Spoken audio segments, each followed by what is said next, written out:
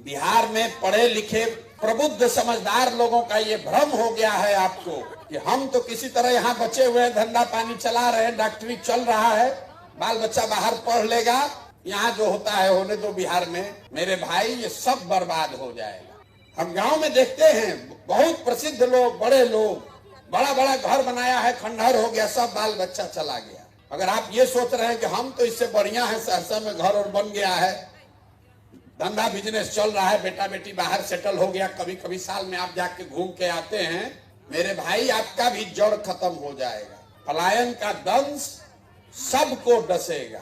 इतने फर्क है कि गरीब का लड़का मजदूरी करने जा रहा है, आपका लड़का बाहर पढ़ने और नौकरी करने जा रहा है, जहाँ तो दोनों का लड़का रहा है।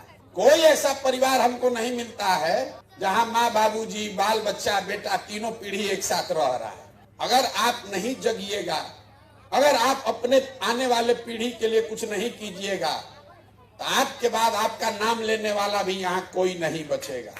बंगलोर में और अमेरिका में, दिल्ली के किसी फ्लैट में बहुत बड़े आदमी है तो फार्म हाउस में आपका बच्चा रह सकता है, लेकिन आपका जो अभिमान है, आपकी जो जमीन है, आपका जो जड़ है, वो नहीं बचेगा।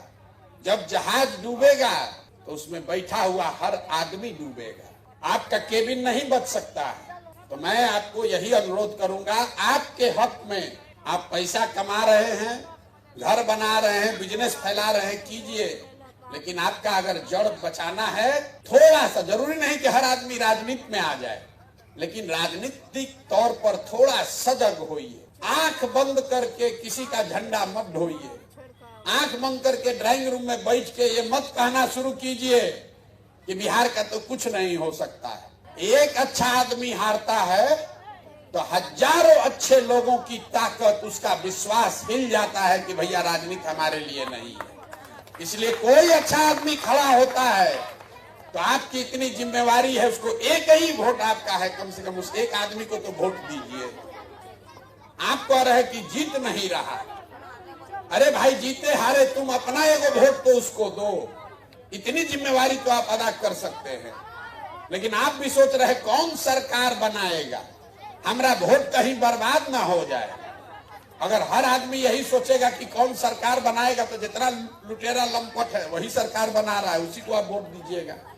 तो मेरा आपसे अनुरोध यही है कि अपने और अपने बच्चों के लिए सजग होइए, और कम से कम कोई हिम्मत करके सरकार में, समाज में खड़ा हुआ है, आप उसको एक वोट से ही मदद कर सकते हैं, एक वोट से ही मदद कीजिए। पैसा आपका नहीं चाहिए किसी को, लेकिन कम से कम एक बार इतना तो कीजिए कि भाई हमारा एक वोट बर्बादे सही, लेकिन इस आदमी को देंगे। आप गलत आदमी को मत सपोर्ट कीजिए, नहीं तो आज नहीं तो कल वो आपको नुकसान होगा।